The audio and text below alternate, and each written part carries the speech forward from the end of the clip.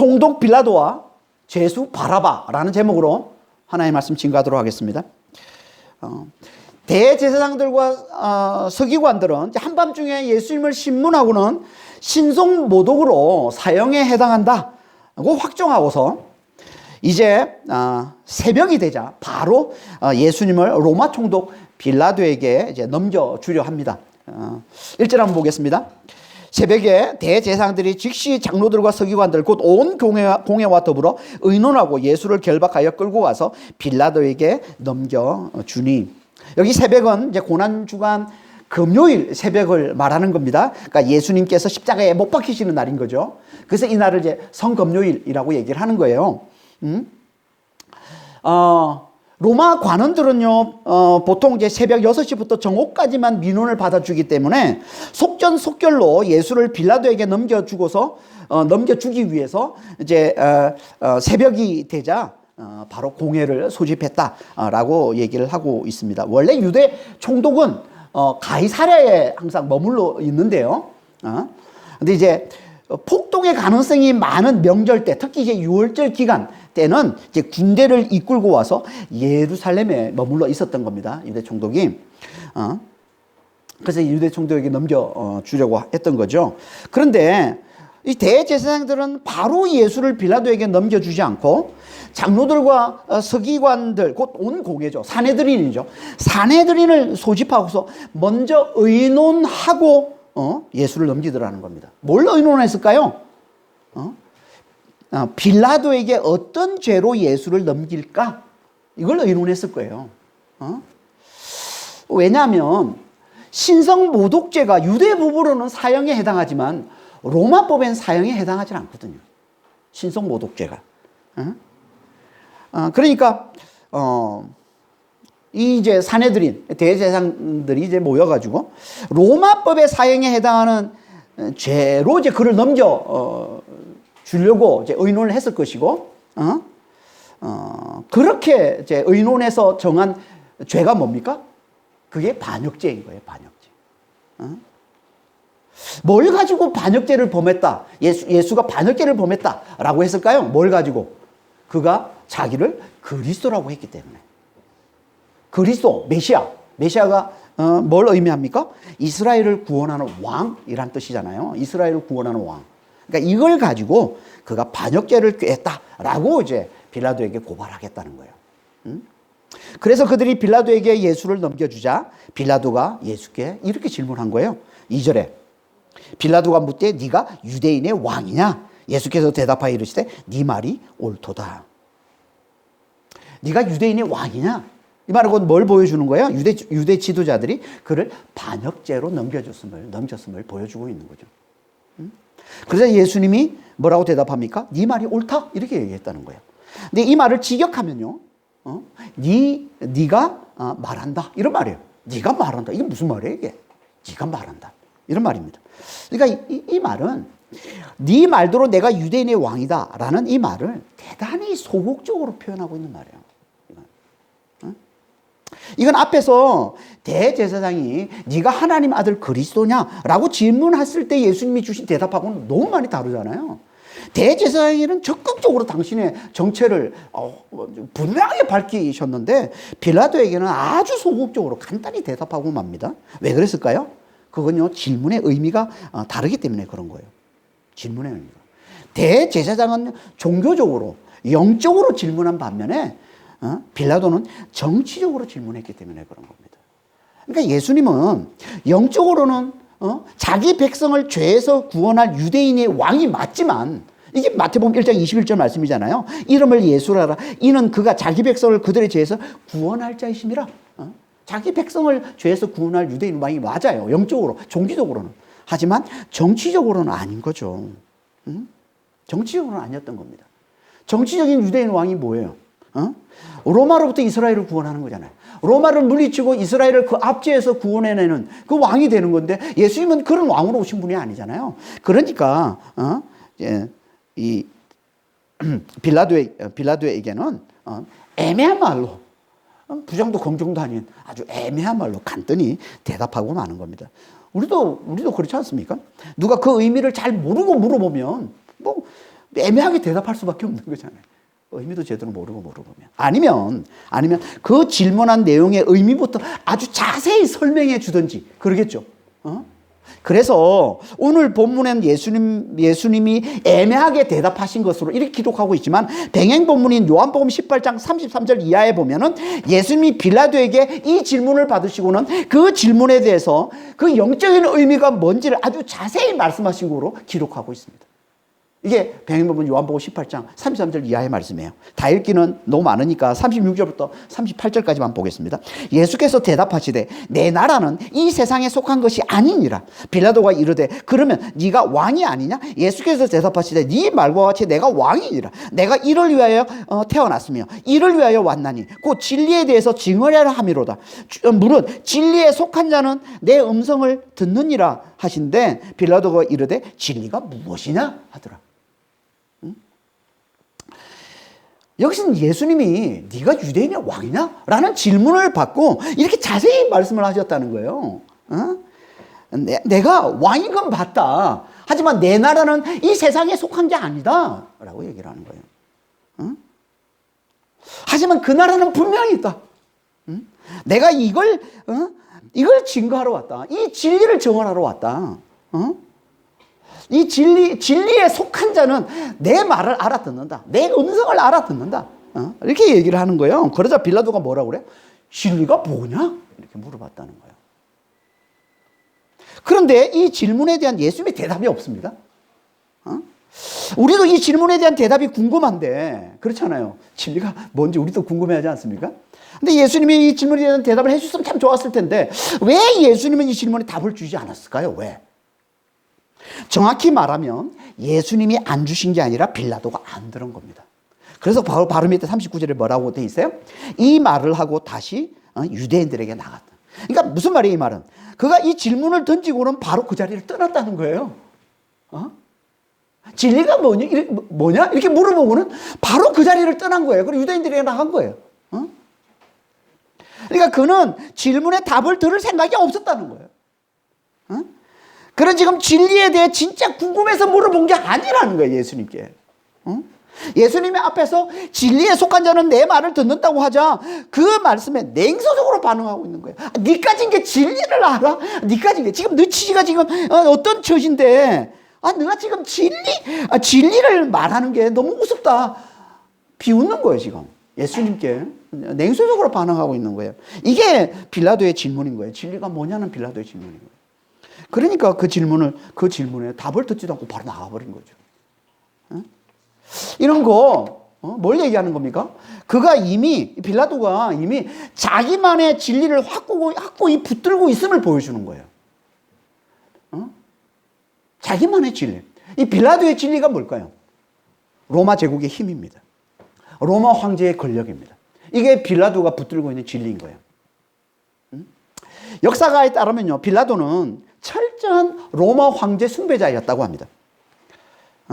그래서 그가 이제 5번째 유대 총독으로 부임하게 되는데,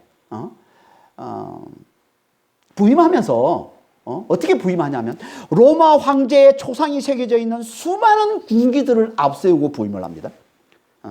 로마 총독 관저가 있는 가이사라로 이제 부임을 하는데, 거기에 머물지 않고, 이 로마 황제의 초상이 새겨져 있는 이 군기들, 수많은 군기들을 앞세워서 예루살렘까지 옵니다. 왜냐하면, 유대인들도 다 로마 황제를 신으로 섬겨야 된다는 이런 강박감에 사로잡혀 있어가지고 예루살렘까지 이 로마 황제의 상이 새겨져 있는 군기를 앞세우고 들어오는 거예요. 유대인들이 어떻게 반응했겠어요? 죽기를 각오하고 저항합니다. 유대인들이. 그래서 할 수 없이 그 군기를 다시 가이사라로 가져가게 되는 거죠. 그만큼 이 빌라도는 철저한 로마 황제 숭배자였던 거예요. 이런 거 그는 로마 황제의 권력, 곧 이 힘을 진리로 붙들고 사는 자라는 겁니다. 힘을 진리로 붙들고 사는 자예요. 그래서 역사가들이 그를 평가하기를 힘으로 다스리기를 좋아하는 잔혹하고 무자비한 자라고 평가하고 있는 거예요. 빌라도를. 잔혹하고 무자비한 자였다. 이렇게 힘을 진리로 확고하게 붙들고 있었기에 예수님의 말씀이 귀에 들어오질 않는 거예요. 내 나라는 세상에 속하지 않았다. 이 말을 듣는 순간 벌써 뭐 뜬구름 잡는 얘기처럼 들렸을 거예요. 이해도 안 됐고 관심도 없고 뭐 아무 의미 없는 얘기하는 것처럼 들렸을 거예요. 그래서 그는 결국 진리를 깨달아 구원에 이를 수 있는 절호의 기회를 걷어차버리고 만 거죠. 그 결과 어떻게 됩니까? 그는 계속 힘을 진리로 붙들고 살다가 결국 큰 사고를 치고 맙니다. 사마리아인들을 대학살하는 그런 사건을 일으켜서 결국 총독 자리에서 쫓겨나버리고 결국 끝까지 구원받지 못하는 비참한 삶을 살다가 최후를 맞이하게 되는 거죠. 그가 만일 겸손해서 예수님으로부터 진리에 대한 가르침을 잘 받았으면 어땠을까요? 진리를 깨달아서 구원에 이를 수도 있었을 겁니다. 하지만 교만했기 때문에 그는 그 좋은 기회를 걷어차고 만 것이죠. 여러분, 우리는 어떻습니까? 우리는 진리를 잘 압니까? 진리를 잘 깨닫고 있습니까? 진리가 뭡니까? 진리는 한마디로 참되고 영원한 걸 말하는 겁니다. 참되고 영원한 것. 이게 진리인 거예요. 이렇게 참되고 영원한 진리는 오직 하나님 한 분밖에 없습니다. 그래서 성경에서 하나님의 말씀이 진리라고 그러고 예수님이 진리라고 그러고 그리고 예수의 영이신 성령이 진리의 영이라고 얘기를 하는 거예요. 요한복음 17장 17절입니다. 그들을 진리로 거룩하게 하옵소서. 아버지의 말씀은 진리니이다. 요한복음 14장 6절에 내가 길이요 진리요 생명이니 나로 말미암지 않고는 아버지께 올 자가 없느니라. 요한복음 14장 16절에 그는 진리의 영이라 세상은 능히 그를 받지 못하나니 이는 그를 보지도 못하고 알지도 못합니다. 그러니까 예수 안에 있는 게 진리인 거예요. 성령으로 말미암은 게 진리인 거예요. 예수 안에 있는 십자가의 사랑과 부활의 능력이 진리인 거예요. 성령 안에 있는 하나님의 나라, 의와 기쁨과 평강과 자유와 안식, 이게 진리인 거예요. 이것만이 참되고 영원한 거라는 겁니다. 이 외엔 아무리 대단해 보여도 절대 진리일 수 없는 거예요. 절대 참되고 영원할 수 없는 겁니다. 빌라도가 진리로 붙던 로마 황제의 힘, 로마 제국의 그 권력, 이게 아무리 대단해 보여도 그건 진리가 아닌 거예요. 그래서 몇백 년 못 가서 다 무너지고 만 거 아닙니까? 지금도 마찬가지입니다. 세상이 아무리 대단해 보여도, 돈이 아무리 대단해 보이고, 권력이 아무리 대단해 보이고, 명예가 아무리 대단해 보여도, 지금 한강 작가가 노벨 문학상을 탔다고 그랬으면 온 나라가, 아니 온 세계가 지금 난리인데, 물론 대단한 겁니다. 하지만 그래도 그건 진리가 아닌 거예요. 그거는. 결국 다 무너지고 마는 거예요. 결국 다 헛된 곳으로 덜통나고 맙니다. 오직 말씀만이, 오직 예수만이, 오직 성령만이 참되고 영원한 진리인 겁니다. 이게 예수님께서 빌라도에게 깨우쳐 주려던 진리라는 거예요. 빌라도는 실패했지만 우리는 이건 잘 깨달아야죠. 우리는 이거 잘 깨달아야죠. 빌라도처럼 실패하는 자가 우리 중에는 한 사람도 남아. 정말 진리를 잘 깨달아야 그 진리 안에서 자유하고 그 진리 안에서 기쁨과 평강과 안식을 누리면서 살아갈 수 있는 겁니다. 그런데 마가는 빌라도와의 이 대화를 다 생략하고 네가 유대인의 왕이냐는 이 질문에 예수님이 소극적으로 대답한 것으로만 기록하고 맙니다. 왜 그랬을까요? 그건요, 마가에겐 그게 관심이 아니었기 때문에 그런 거예요. 마가에겐 예수님의 순종이 관심이었기 때문에 그런 겁니다. 고난 중에도 예수님을 자신을 아버지의 뜻에 맡기고 철저히 순종하는 것에만 관심을 뒀기 때문에 그런 거예요. 그래서 빌라도의 대화 대신에 대제사장들의 많은 고발에도 예수님께서 끝까지 침묵하셨음만을 강조하고 있는 거예요. 지금 그게 3절에서 5절 말씀입니다. 대제사장들의 여러 가지로 고발하는지라 빌라도가 또 물어 이르되 아무 대답도 없느냐? 그들이 얼마나 많은 것으로 너를 고발하는가 보라 하되 예수께서 다시 아무 말씀으로도 대답하지 아니하시니 빌라도가 놀랍게 여기더라.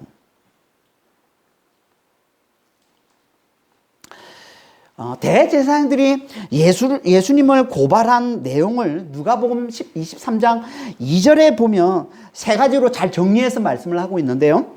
그러면 첫째는 백성을 미혹했기 때문에, 그리고 두 번째는 세금을 바치는 걸 금했기 때문에, 그리고 세 번째는 자기를 가르쳐 유대인의 왕이라 치기 때문에 그런 반역죄를 범했다라고 이제 빌라도에게 고발했다는 거예요. 이걸 이제 오늘 본문에서는 좀 더 구체적으로 이제 많이 고발했다 이렇게 이제 얘기를 하고 있는 겁니다. 이렇게 많이 고발하는데도 예수님은 아무 대답도 하지 않더라는 거예요.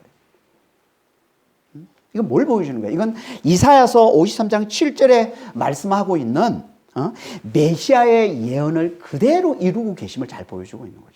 이사야서 53장 7절입니다. 그가 곤혹을 당하여 괴로울 때도 그의 입을 열지 아니하였습니다.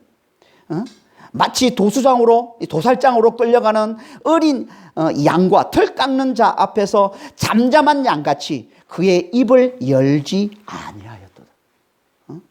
이 말씀을 그대로 성취하고 계신 거죠, 예수님께서 지금. 그러니까 이건 예수님께서 자신을 아버지의 뜻에 맡겨 그분께 철저히 순종하고 계심을 잘 보여주고 있는 거예요. 어떤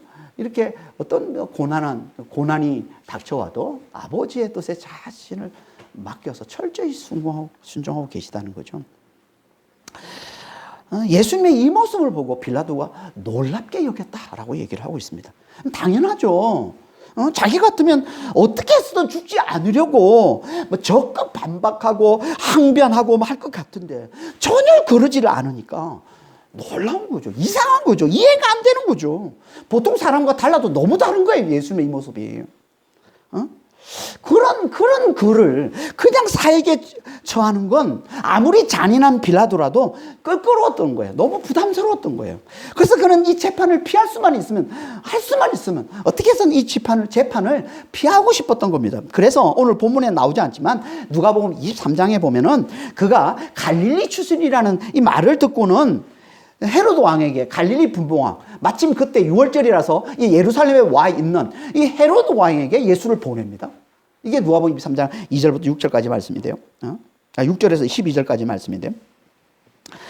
하지만 헤롯도 그를 만나서 이렇게 잠깐 신문해보고는 다시 또 빌라도에게 보냅니다.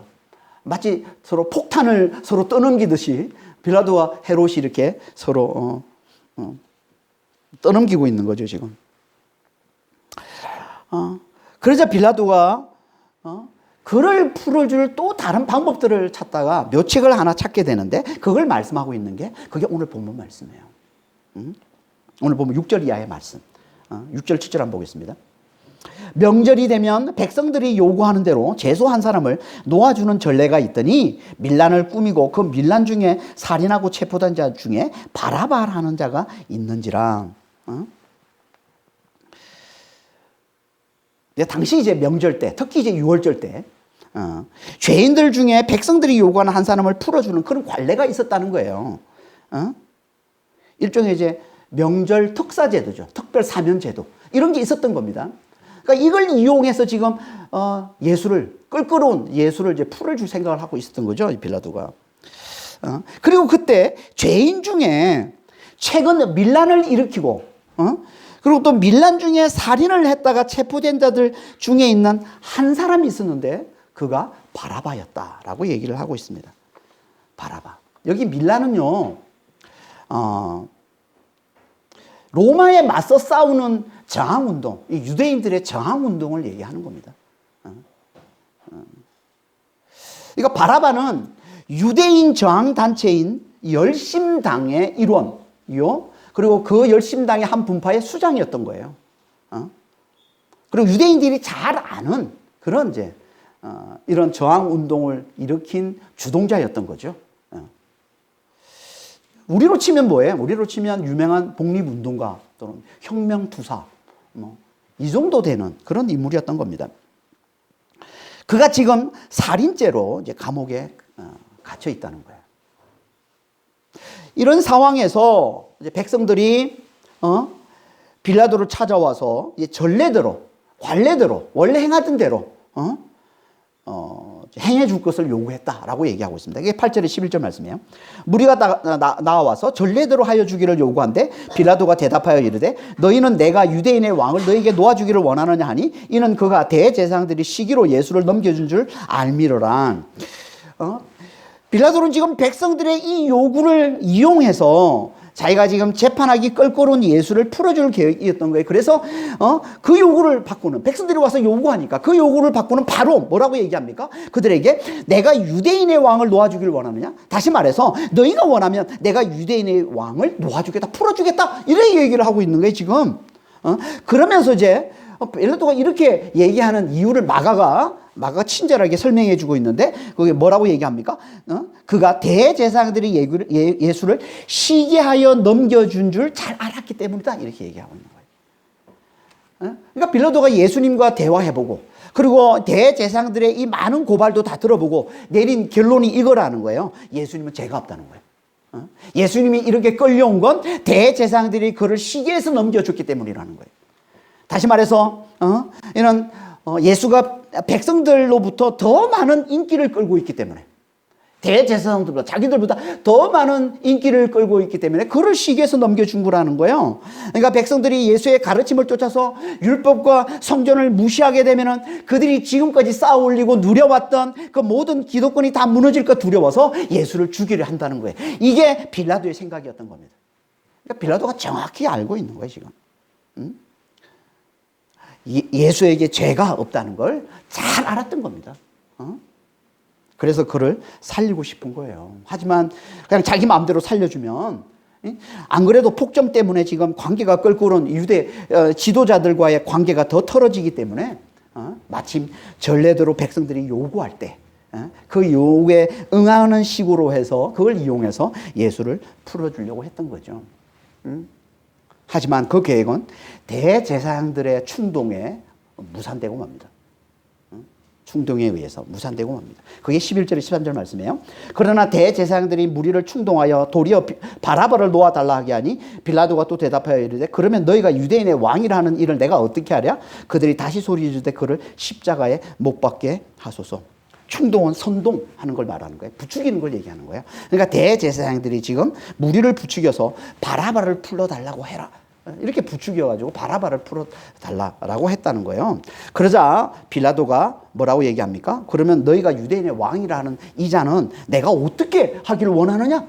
그랬더니 무리가 뭐라고 소리쳤다고 합니까? 십자가에 못 박으소서. 십자가에 못 박으소서. 십자가형은요, 역사상 가장 치욕스럽고 가장 끔찍한 처형 도구로 알려져 있는 처형 방식입니다. 이게 페르시아인들이 고안한 처형 방식인데요.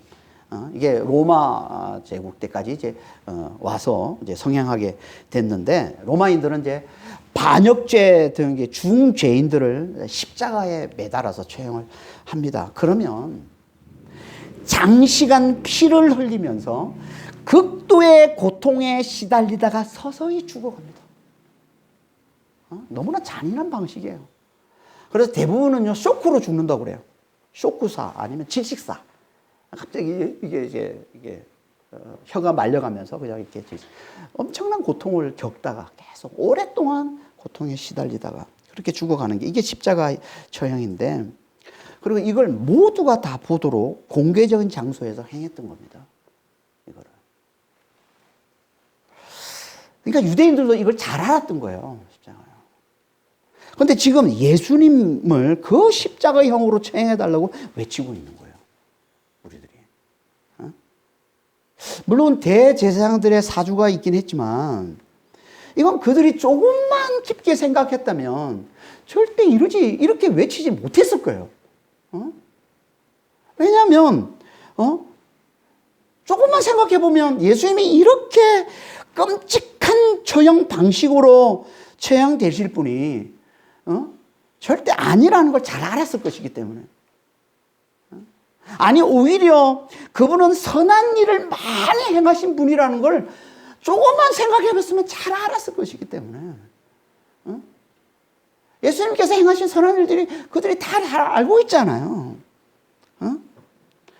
수많은 병자들을 고치시고 귀신들을 쫓으시고 오병이어 칠병이어로 많은 굶주린 자들을 배불리 먹이시는 엄청난 능력을 행하시는, 많은 선한 일을 행하신 분이라는 걸 잘 알고 있잖아요. 그래서 예수님이 예루살렘에 오실 때 지금 5일 전에, 며칠 전에 지금 십자가에 못 박혀서 하기 전 5일 전에 예수님 예루살렘에 입성할 때 다 사람들이 그 예루살렘에 있던 사람들이 어떻게 했다고요?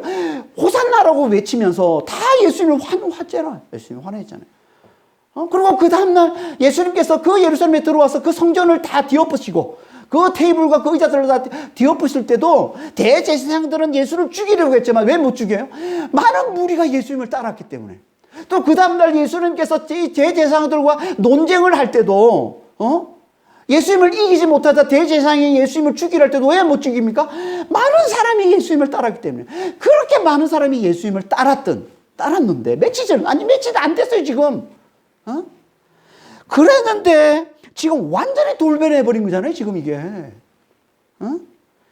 다들 십자가에 못 박으라고 외치는 예수님을 가장 정오하는 자들이 다 돼버렸다는 거예요 지금 이 무리들이. 왜 이렇게 된 걸까요? 왜? 그 첫 번째 이유는 당연히 대제사장들의 부추김 때문이지만 그보다 더 중요한, 그보다 더 큰 이유가 있는데 그게 뭐라고요? 그들이 스스로 깊게 생각하지 않았기 때문에. 대제사장의 이 부추김에 대해서, 예수님에 대해서 정말 저분이 어떤 분인지를 조금만 깊게 생각했다면, 그리고 예수님이 행하신 일들에 대해서 조금만 더 깊게 생각했다면, 그들은 그렇게 죄 없는 자를 십자가에 못 박으라고 외치는 이 극악한 자들이 되지는 않았을 거예요.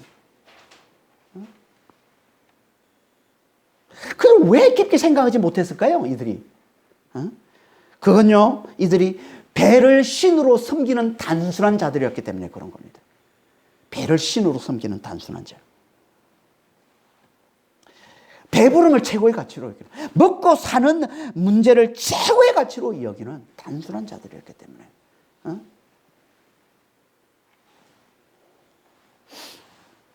그러면요, 그것만 중요하지 다른 건 깊게 생각할 필요가 없는 겁니다.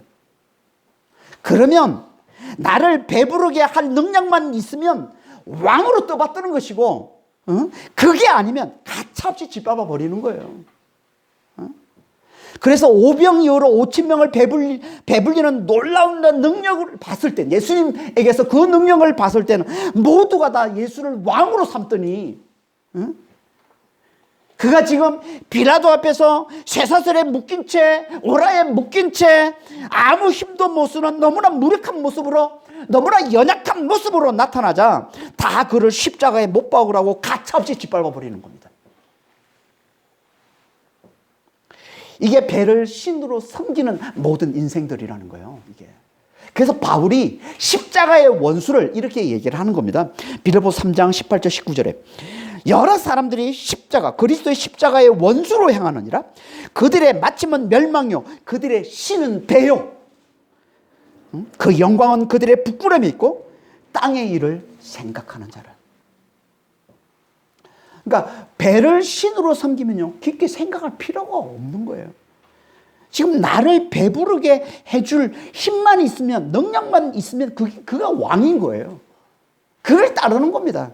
그래서 지금 힘 있는 대제사장의 사주에 넘어가서 힘없는 예수를 짓밟고 있는 거죠. 지금도 마찬가지입니다. 지금 날 배부르게 해줄 힘만 있으면 되는 거예요. 그가 도덕적인 사람이든 아니든 아무 상관이 없습니다. 나를 배부르게 해줄 사람이냐 아니냐, 그게 다인 거예요. 그것만 중요한 거예요. 깊게 생각하지 않습니다. 그들이 누구예요? 그들이 예수를 십자가에 못 박은 자들이라. 지금 우리가 살아가고 있는 이 세상의 모습을 보면 이런 모습 많이 보이지 않습니까? 사람들이 깊게 생각하지 않아요. 사람들이 원하는 건 단순해요. 너무 단순합니다. 내 배만 불러주면 돼요. 그게 악당이든, 그게 아무리 비열한 자든, 그게 아무리 수많은 죄를 지었든, 그게 아무 상관없어. 내 배만 불러주면 돼요. 다 그를 왕으로 지금 떠받들고 그를 왕으로 뽑고 하고 있지 않습니까 지금? 이 세상의 모습이 그거 아니에요. 이들이 누구라고? 이들이 십자가에 못 박은 자, 예수를 십자가에 못 박은 자라는 겁니다. 생각하지 않는 자. 하나님이 우리를 생각하는 존재로 지었다는 거 아십니까? 그래서 하나님께서 우리에게 이 뇌를 주시되, 이 소뇌를 좌뇌가 우뇌로 만드신 거예요. 이 좌뇌는 분석하는 능력이고 이 우뇌는 직관력이잖아요. 직관력. 깊게 생각해서 이 분석과 이 직관으로 잘 판단해서 결정하라고 그렇게 하나님 우리를 지으신 겁니다. 그래서 옛날에는 고대 사람들은요, 뭐 재판을 한다든지 무슨 중요한 문제를 결정할 때요, 한 번에 결정 안 합니다. 맨정신으로 한 번 결정하고요, 술 마시고도 한 번 결정했다고 그래요. 옛날 사람들은. 그래서 한 번은 분석력으로 최대한 분석해서 결정하고, 한 번은 직관으로 결정하도록. 그렇게 실제로 그렇게 했다고 그래요, 고대 사람들은. 그러니까 원래 깊게 생각하는 게 이게 원래 하나님의 만드신 인간의 모습인데, 근데 이걸 잃어버렸어요. 이게 어느 순간부터 단순하게 생각하고 말아요. 그럼 대부분의 세상에 범하는 이 죄들은요, 우리의 이 단순함에서 나오는 거예요. 깊게 생각하지 않는 데서 나온다는 거 아십니까? 그걸 잘 보여주는 게 지금 이 대제사장들의 사주에 넘어가서 이 자기 배만 채워주면 된다고 생각하는 이 단순한 사람들이 예수를 십자가에 못 박은 이 일이라는 거예요, 이게. 이들이 예수님을 십자가에 못 박은 겁니다. 그리고 거기에 빌라도가 숟가락을 얹어서 함께 예수를 십자가에 못 박고 있는 겁니다. 그걸 말씀하고 있는 게 14절 15절이죠. 빌라도가 이르되 어쩌미뇨 무슨 악한 일을 하였느냐 하니 더욱 소리 지르되 십자가에 못 박게 하소서 하는지라. 빌라도가 무리에게 만족을 주고자 하여 바라바는 놓아주고 예수는 시직질하고 십자가에 못 박게 넘겨주니라. 빌라도는 예수님을 죽이고 싶지 않았어요. 가능하면 피하려고 했습니다. 하지만 무리의 요구가 너무 거세니까, 그러다가 폭동이 일어나면 자기 자리가 위태로우니까. 그러면 이 식민지에서 폭동이 일어나면요, 로마 황제가 그 총독을 갈아버립니다. 가장 싫어하는 게 폭동이 일어나는 거거든요. 소요가 일어나는 거예요. 이게 폭동이 일어나면 자기 자리가 위태로워지니까 할 수 없이 지금 무리에게 만족을 주고자 하여 바라바를 놓아주고 예수를 십자가에 못 박게 넘겨주더라는 거예요. 이 일로 인해서 빌라도는 지금까지도 사도신경 등의 그 이름이 오르내리는 교회사의 가장 악명 높은 인사가 되어버렸죠. 빌라도. 모두가 다 아는 교회사의 가장 악명 높은 자가 되어버려요. 빌라도 입장에서 보면 대단히 억울할 수도 있어요. 그렇죠? 이거 어떻게든 살리려고 그랬는데. 하지만 그의 자리의 무게를 보면 변명의 여지가 없습니다. 그 자리의 무게, 그 자리가 어떤 자리예요? 예수를 죽일 최종 권한이 있는 자리잖아요. 총독의 자리잖아요. 왕의 자리잖아요. 총독은 그 속주를 통치하는 왕입니다. 원래 그 유대 지방을 다스리는 왕이 있었는데, 아켈로라는 왕이 있었는데, 헤롯 대왕의 아들 아켈로가 있었는데 너무 폭정을 하다 보니까 쫓아내버리고, 거기에 로마 황제가 총독을 파견해서 총독이 다스리도록 한 거예요. 왕으로. 총독이. 그러니까 그 속주에 통치하는 왕인 거죠. 왕의 자리에 있는 거죠. 재판장의 자리인 거예요. 최종 권한, 죽이고 말고 생사 여탈을 가지고 있는 최종 권한의 자리에 있는 거예요. 근데 그의 결정은 너무 가벼웠던 거예요. 그런 자리에 있으면서. 다시 말해서 죄가 없다는 걸 잘 알면서도, 너무 잘 알잖아요. 자기 앞에서 얘기했잖아요. 죄가 없다고. 그런데도 그는 그 자리에, 그 역할, 그 총독의 왕의 역할, 재판장의 역할을 망각하고 자기 안위만을 구하는, 자기 자리만을 지키고자 하는, 자기 안위만을 구하면서 죄 없는 자를 중죄인으로 선고한 죄는 하나님이 보실 때 너무 큰 죄인 거예요. 그래서 지금까지도 악명을 떨치고 있는 거예요. 그리고 빌라도는 이방인을 대표하는 자입니다. 이방인을 대표하는 자.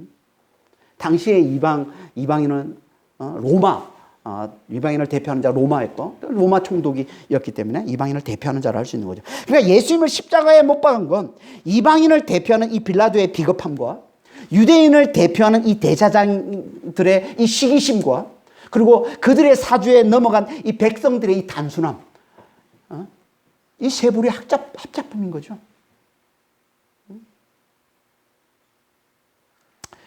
이방인과 유대인과 이방인은요, 열방을 나타내는 겁니다. 열방. 성경에서 열방. 온 세계를 나타내는, 모든 세상을 나타내는 겁니다. 이게 이방인과 유대인인 거예요. 그러니까 예수를 십자가에 못 박은 건 누구라는 거예요? 온 열방이 손잡고서 예수님을 십자가에 못 박은 거라는 겁니다.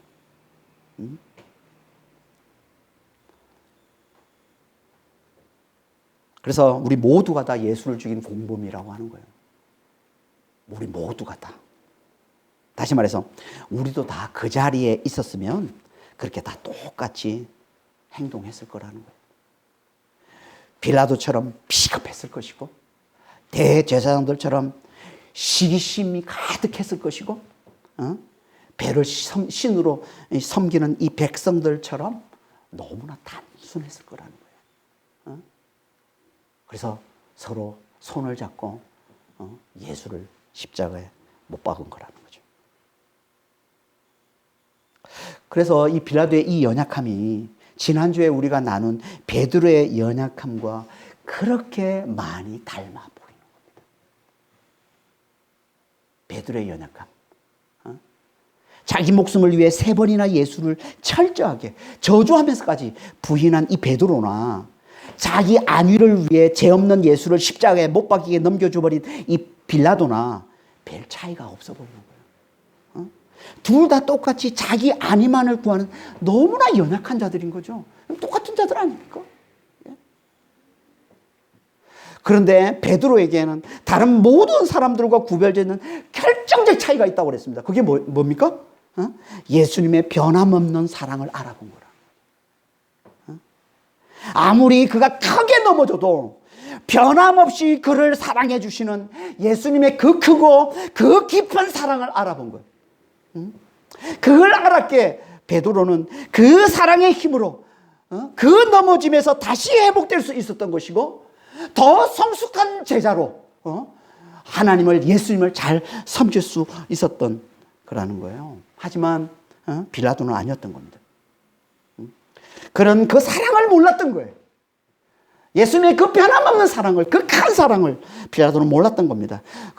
그래서 그는 회복될 수가 없었던 것이고, 시간이 갈수록 그 연약함이 더 강화되어서 결국 그게 자기를 멸망시키고 말더라는 거예요. 이게 예수님의 변함없는 사랑을 아느냐 모르느냐의 차이라는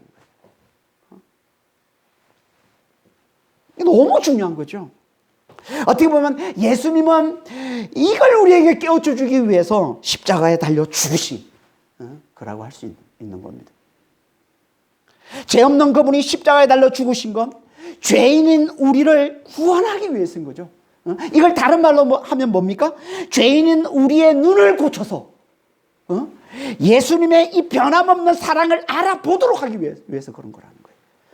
그래서 우리로 하여금 예수를 믿고 그분의 생명인 이 부활을 사는 하나님의 자녀가 되도록 하기 위해서 예수님께 십자가 달려 죽으신 거라는 거예요. 이걸 한마디로 하면 예수님의 이 변함없는 사랑을 알아보는 눈을 우리에게 가져다 주기 위해서. 아무도 그걸 알아보지를 못해요. 그래서 예수님이 죽으시고 우리의 눈을 고쳐주신 거예요. 예수님의 이 변함없는 이 엄청난 이 사랑을 알아보도록. 그래서 예수를 믿고 예수의 생명인 부활을 사는 하나님의 자녀가 되도록 하기 위해서. 이걸 보여주는 게 예수님 대신 죄수 바라바가 살아난 거라는 겁니다. 죄수 바라바의 살아남은요, 예수님이 우리 죄를 지고 대신 죽으심으로 우리가 살아나게 됨을 비유로 보여주는 거예요. 지금 그렇잖아요. 예수님이 죽으심으로 바라바가 살아난 거잖아요. 예수님이 죽으심으로 우리가 살아난 걸 지금 비유로 보여주고 있는 거잖아요. 죄수 바라바의 살아나면. 우리가 살아났다는 게 뭐예요?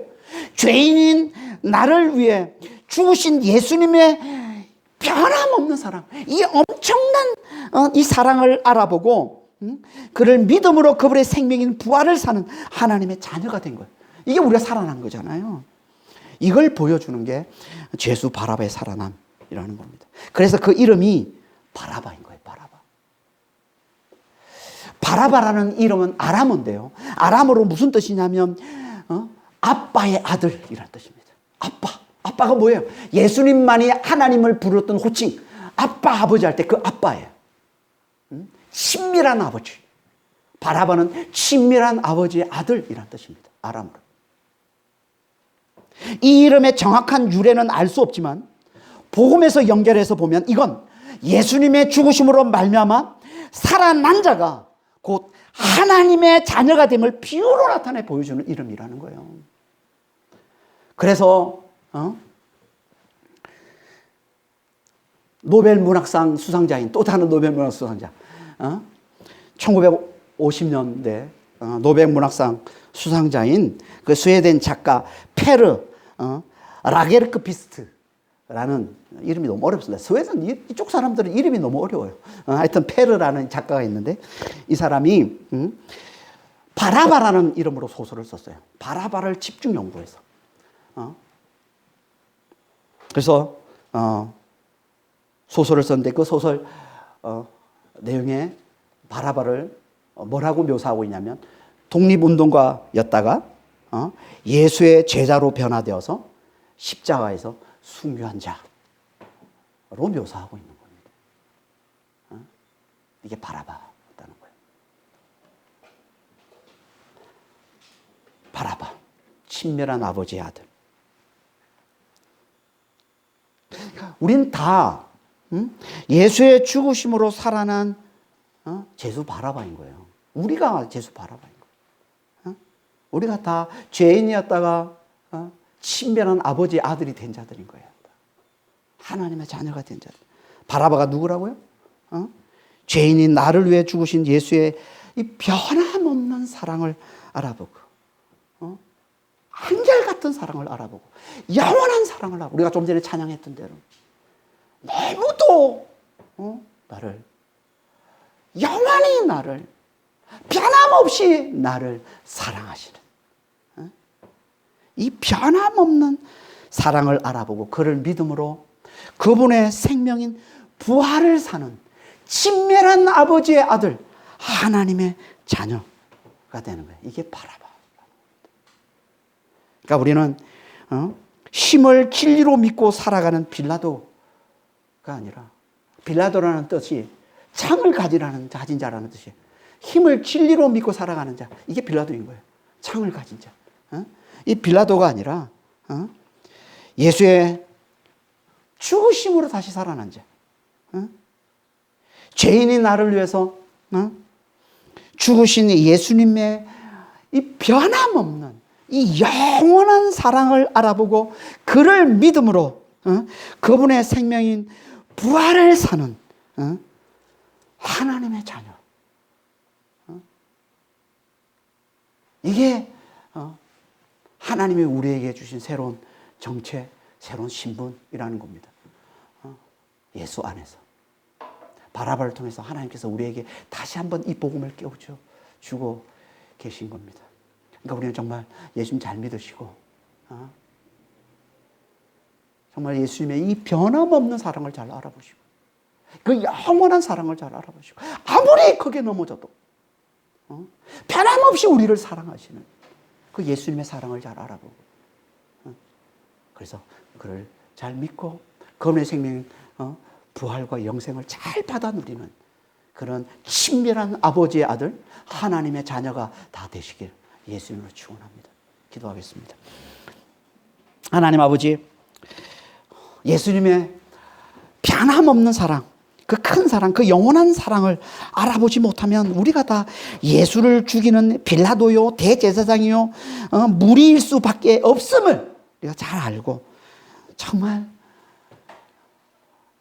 예수의 변함없는 사랑을 잘 아는 자가 될 수 있도록 죄인인 나를 위해 죽으신 예수님의 이 엄청난 사랑, 이 큰 사랑을 잘 알아보고 예수를 잘 믿음으로 예수님의 생명이 이 부활과 영생을 잘 받아 누리는 이 부활과 영생을 살아가는 친밀한 아버지의 아들 하나님의 자녀가 다 되는 그런 믿음의 성도들이 다 될 수 있도록 주여 저희를 축복해 주시고 주님 인도하여 주시옵소서. 감사하며 우리 주 예수 그리스도 이름으로 기도합니다.